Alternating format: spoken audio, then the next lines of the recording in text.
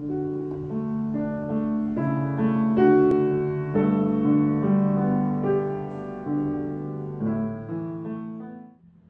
suatu ketika saya pergi nonton film di bioskop dan saya pulang sangat sedih. Kenapa? Superman is dead. How come? Saya membayangkan Superman itu, dan saya kenal Superman sejak kecil sebagai tokoh pahlawan yang luar biasa. Dia bisa terbang dengan sayapnya. Dia memiliki kekuatan yang luar biasa. Benda yang berat pun dapat dia angkat. Dan peluru pun tidak akan menembus tubuhnya. Dia adalah pahlawan tak terkalahkan dan dia mati. Dan juga ketika saya menonton film ketika Iron Man juga mati, dan sebelum adegan dia mati, dia juga mendapatkan ungkapan yang sangat indah dari putrinya yang sangat dia cintai. I love you 10,000, dan bagi dia ungkapan tersebut sangat berarti. Dan ketika dia mati dalam film tersebut, saya juga sangat sedih. Bagaimana tokoh superhero bisa mati begitu saja? Dan Yesus adalah Sang Mesias. Dia adalah superhero in his lifetime. Dia adalah Sang Mesias yang diurapi oleh Allah. Dan pemahaman bangsa Israel tentang Mesias adalah Mesias tokoh pembebas. Mesias adalah Sang Penyelamat yang akan membebaskan bangsa Israel dari perbudakan, dari penindasan, dari penjajahan, dari segala macam penderitaan. Dan ketika Petrus mengatakan, siapa Yesus bagi mereka? You are the Messiah. You are the Messias. Kamu adalah yang terurapi. Engkau adalah Kristus. Engkau telah Kristus dari Allah. Dan Injil kita hari ini Lukas 9 ayat 18 sampai 22. Di sana kita mendengarkan bagaimana Yesus menjelaskan siapa Sang Mesias ini. Mesias ini bukan seperti yang dipahami oleh bangsa Israel pada umumnya. Mesias, Sang Kristus ini adalah dia yang harus menanggung banyak penderitaan, ditolak oleh para tua-tua, oleh para imam kepala dan para ahli Taurat, lalu dibunuh dan dibangkitkan pada hari ketiga. Yesus sebagai Mesias adalah dia yang mau menderita karena mencintai kita manusia. Anda bayangkan, dia adalah Sang Putra Allah. Dalam kemuliaannya, dia memiliki segalanya.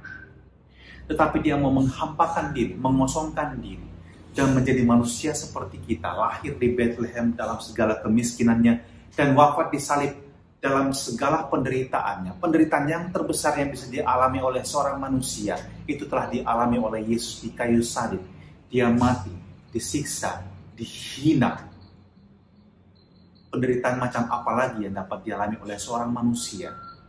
Tidak ada yang lebih besar dibandingkan penderitaan Yesus. Tetapi dia mau melakukan itu, dan dia bahagia melakukan itu, karena dia mencintai kita. Dan Allah mengatakan dalam Injil Yohanes, karena begitu besar kasih Allah kepada kita manusia, sehingga dia memberikan putranya sendiri, supaya setiap orang yang percaya kepadanya tidak binasa, melainkan hidup yang kekal. Bapak, Ibu, Guru, saudara-saudari terkasih, anak-anak Semakara yang tercinta, kalau kamu juga saat ini mengalami yang namanya penderitaan, you have to suffer. Jangan berkecil hati kalau itu demi cinta. Kita mengambil pengalaman seorang ibu misalnya, ketika dia mulai mengandung, dia mual-mual, dia pusing, dia muntah-muntah, dia mulai menderita pada saat itu, juga mengalami bentuk tubuhnya berubah, dia menjadi lebih buncit dari hari ke hari, berat badannya bertambah, dan juga ukuran badannya menjadi sangat tidak ideal, dan kesakitan luar biasa ketika harus melahirkan. Apakah dia menyesal? Tidak. Seorang ibu akan bahagia melahirkan anaknya. Dan ketika anaknya mulai dibawa pulang ke rumah, dia harus menjaga anaknya, dan harus mengalami kurang tidur, bahkan kadang-kadang juga sudah sulit merawat dirinya sendiri, sudah tidak bisa berdandan seperti dulu, dan harus menahan diri untuk tidak bepergian kemana-mana. Apakah dia bahagia? Ya, walaupun dia menderita, dia tetap bahagia. Dan ketika anaknya tumbuh menjadi dewasa, sudah mulai teenager seperti anak-anak Semakara, apakah mereka bahagia? Yes, of course. Menderita? Ya, mereka juga menderita. Kenapa? Mungkin Anda anak-anak semakara mengalami juga orang tua kalian sering mungkin ngomel-ngomel, sering menegur kalian. Tetapi ketika anak-anak menunjukkan sikap tidak hormat, mulai berkata-kata kasar kepada orang tua, berani membantah orang tua, berani membohongi orang tua, dan menyalahgunakan kepercayaan orang tua akan mengalami juga penderitaan, sakit di hati, menangis. Tetapi apakah mereka berhenti mencintai? Tidak. Mereka terus mau mencintai meskipun menderita. Dan itu juga yang terjadi dalam kehidupan kita, Bapak, Ibu, Guru, semakara yang terkasih. Anda sebagai orang tua, Anda sebagai suami, sebagai istri, Anda juga mengalami banyak rupa-rupa penderitaan. Tetapi Anda tentu tidak menyerah dengan penderitaan tersebut. Anda berjuang. Misalnya saja, Anda harus bekerja keras seperti saat ini. Anda juga harus tetap berjuang menjaga kesehatan Anda. Anda juga harus tetap berjuang mencari nafkah dan memberi perhatian kepada keluarga Anda. Itu merupakan bentuk perjuangan Anda. Anda mengalami penderitaan? Mungkin. Tetapi Anda bahagia. Kenapa? Karena Anda tahu untuk siapa Anda melakukan itu. Dan mengapa Anda melakukan itu. Anda melakukannya karena Anda mencintai. Maka jangan kita menyerah kalau kita mengalami tantangan. Kalau kita juga mengalami salib, kita harus mengalami namanya penderitaan. It's okay. Kenapa? Karena kita mencintai. Dan ingat, hanya orang yang sangat kita kasih yang dapat menyakiti kita paling dalam. Tapi kalau kita mencintai, kita tidak akan pernah berhenti. Kita tidak akan pernah menyerah. Dan ingat, walaupun kita menabur dengan bercucuran air mata, kita akan menuai dengan bersorak-sorai. Demikian kata pemazmur. Dan semoga apa yang kita lakukan setiap hari dalam karya kita, dalam pekerjaan kita, di dalam pelayanan kita sebagai suami, sebagai istri di rumah, sebagai anak-anak dalam rumah, juga tetap membahagiakan meskipun kita juga sering mengalami banyak situasi yang sulit, yang kadang kita tidak melihat bagaimana mungkin solusinya dalam waktu dekat, tetapi kita tetap berjuang di dalam kesetiaan dan dalam cinta yang besar. Dan beban yang paling berat pun akan terasa ringan. Saya ingin bercerita di akhir renungan ini, ada seorang pemuda yang tiap hari mengantarkan ibunya ke pasar dengan sepeda. Dan ibunya itu sedikit gemuk.